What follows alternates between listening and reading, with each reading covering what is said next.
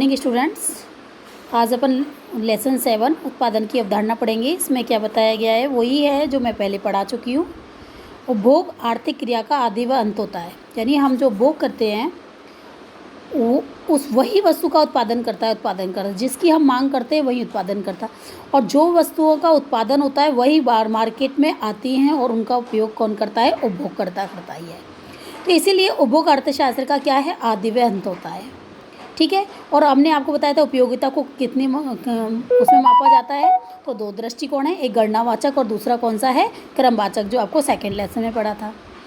और उपभोग किसे कहते हैं? किसी वस्तु की क्षमता मानवीय आवश्यकताओं को पूरा कर सकती है। मतलब हमें जिस वस्तु की ज़रूरत है और वो हमें पूरा करती है तो वही क्या कहलाती है? उपयोगिता।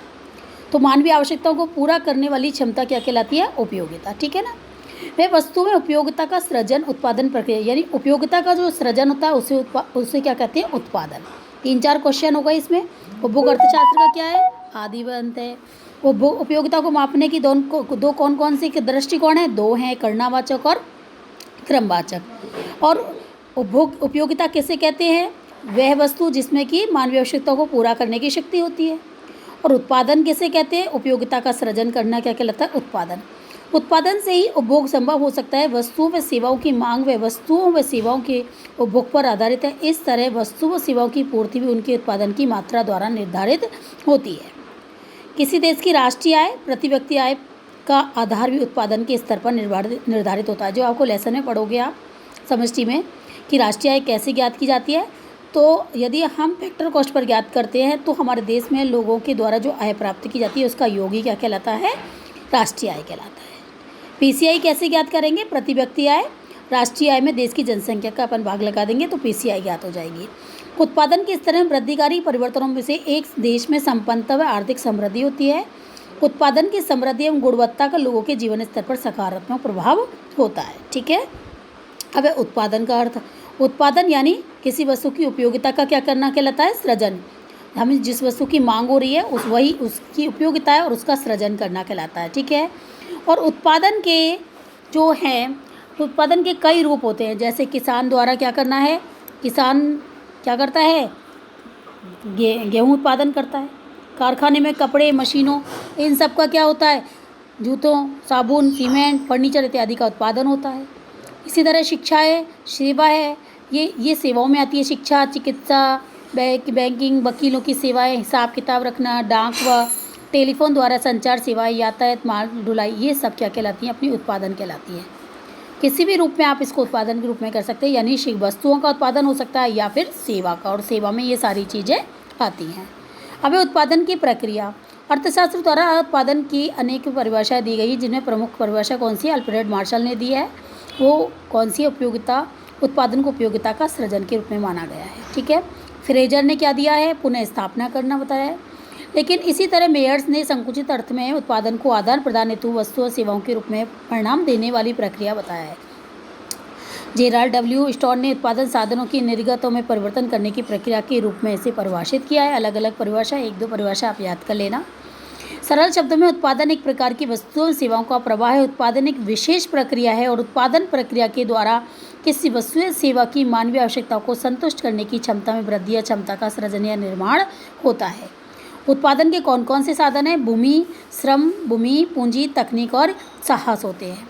इनके द्वारा जो उत्पादन किया जाता है उसे आगत कहते हैं, और इन उत्पादन में जो सहयोग करने वाली जो क्रियाएं हैं ये 5 हैं। इनको आगत यानी इनपुट कहते हैं, और इनके द्वारा जो निर्गत होता है, उत्पादन होता है, उसे अपन क्या कहते हैं? आउटपुट कहते हैं। ठीक है ना। यानी कि लेबर, कैपिटल, आपकी टेक्निक है और आपकी साहस, उद्यमशीलता है, ये सब इसके अंतर्गत आती है। अब है भूमि।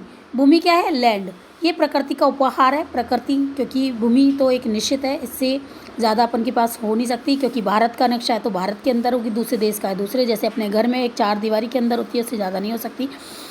दूसरी चीज़ क्या है? भूमि में एक कृपणता का गुण पाया जाता है, यानी कि एक कंजूसी का, यानी कि हमें ये सीमित मात्रा में ही प्राप्त होती है। और भूमि में क्या मिलती है? उर्वरा शक्ति होती है।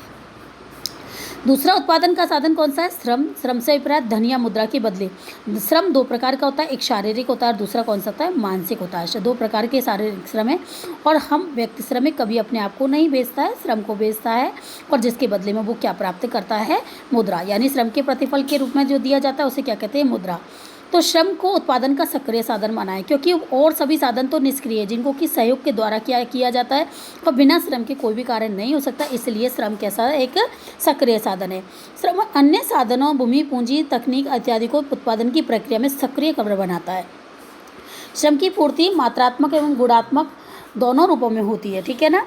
और आज विश्व में प्रबंध व तकनीक, साहस और उद्यमशीलता का महत्व है, फिर भी उत्पादन कार्य हेतु श्रम के महत्व में कमी नहीं आई है। श्रमिक उत्पादन का उपभोक्ता दोनों ही हो सकता है क्योंकि बनाने वाला, उत्पादन करने वाला भी श्रमिक होता है और मांग करने वाला भी कौन होता है? श्रमिक होता है, क्योंकि सभी प्रकार की वस्तुएं एक ही व्यक्ति द्वारा उत्पादित नहीं हो सकती हैं। पूंजी एक तरह से टेक्निक है, कैपिटल है, मशीन है, ठीक है। पूंजी अपनी क्या है? कैपिटल है। और पूंजी को उत्पादन का तीसरा महत्वपूर्ण साधन बताया गया है। पूंजी को संकुचित अर्थ में नगद वित्त, कैपिटल इन कैश के रूप में प्रयुक्त किया जाता है। आज पूंजी का आशय विभिन्न प्रकार की किससे लिया गया है? मशीनों और यंत्रों से। प्रबंधन व तकनीक उत्पादन का एक महत्वपूर्ण साधन है। प्रबंधन व तकनीक की सहायता से उत्पादन का संगठन किया जाता है। आज उत्पादन में बड़े पैमाने पर संगठन विशेषज्ञों द्वारा किया जाता है। प्रबंधकीय पक्ष प्रबंधकों द्वारा, तकनीकी पक्ष का संगठन तकनीकी विशेषज्ञों द्वारा किया जाता है। तकनीकी विशेषज्ञों के द्वारा उत्पादन की विभिन्न वैकल्पिक तकनीकों में चुनाव किया जाता है, यानी कि आप श्रम के द्वारा काम कर रहे हैं, मशीनों के द्वारा। इसी प्रकार प्रबंधकीय विशेषज्ञों द्वारा विभिन्न प्रकार के संगठन जैसे व्यक्तिगत स्वामित्व, साझेदारी, निगम के चयन पर अनुकूलतम संगठन संरचना को अपनाया जाता है। नेक्स्ट है आपका साहस व उद्यमशीलता। साहस या उद्यमशीलता साहस का 5वां गुण है और उत्पादन में विभिन्न प्रकार की जोखिमें अनिश्चितकालीन वहन करनी पड़ती है। एक साहसी होता है जो सब प्रकार की बारे में सोचता है क्योंकि सभी को निश्चित है कि किसको क्या प्राप्त होगा, लेकिन इसका साहसी का कोई ज़रूरी नहीं है कि उसको लाभ हो। लाभ के स्थान पर क्या हो सकता है? हानि भी हो सकती है। इसलिए ये क्या उठाता है? जोखिम उठाता है। और इसमें साहसी जो होता है एक तरह से पूंजीवादी अर्थव्यवस्था में सरकार का हस्तक्षेप इसमें कैसा होता है? नगण्य होता है। उत्पादन का संगठन इस प्रकार किया जाता है कि उत्पादन करने की तकनीक अन्य तकनीकों से अधिक लाभप्रद हो। उत्पादन के लिए हमेशा क्या करते हैं कि सस्ते साधनों का प्रयोग करके जिससे अधिक से अधिक मात्रा में उत्पादन किया जाए, वैसे किया जाता है जिससे लाभ की मात्रा अधिक रहती है। उदाहरण जैसे पूंजी की तुलना में श्रम सस्ता होता है तो श्रम का अधिक प्रयोग किया जाता है और श्रम का अधिक उपयोग करने पर श्रम प्रधान तकनीक कहलाती है।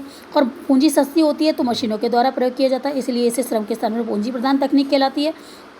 और इस प्रकार सभी साधनों की कीमतों के आधार पर उत्पादन का संगठन किया जाता है। उत्पादन करने के लिए आगतों की मात्रा में परिवर्तन करके परिवर्तन का मतलब मैंने आपको पहले भी बताया, कमी एवं वृद्धि, जिसके परिणाम स्वरूप उत्पादन परिवर्तन होता रहता है।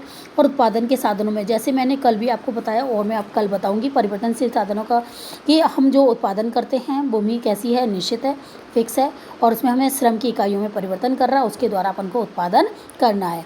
प्रारंभ में कुल उत्पादन कैसे बढ़ता है? बढ़ती दर से बढ़ता है, फिर उसके बाद स्थिरता के साथ बढ़ता है और फिर उसके साथ साथ फिर उत्पादन कैसे होने लगता है? गिरने लगता है। तो उत्पत्ति वृद्धि नियम, समता नियम, ह्रास नियम, लेकिन ये प्राचीन नियम है। परम आधुनिक नियम इनको अल्पकाल में लागू होते हैं, इसलिए इनको क्या कहते हैं? अपन परिवर्तनशील अनुपातों का नियम कहते हैं। ये पूरा टेबल के अनुसार, पूरा सवाल के अनुसार मैं आपको इसको कल करवाऊंगी। ओके, ठीक है, क्योंकि ये जो चीज़ है ना, ये इस टेबल से बनाई गई है। कल टेबल मैं अपनी ही वाली बनाऊंगी जिसमें आपको टेबल प्लस आपको डायग्राम, व्याख्या सब कुछ देखने को मिलेगी। ठीक है, यहाँ तक आप इसको पढ़ लेना। ठीक है, और इसी को देखो विभिन्न प्रकार की अवधारणाओं के अंतर्गत इनका अर्थ लिखा जाएगा। ठीक है।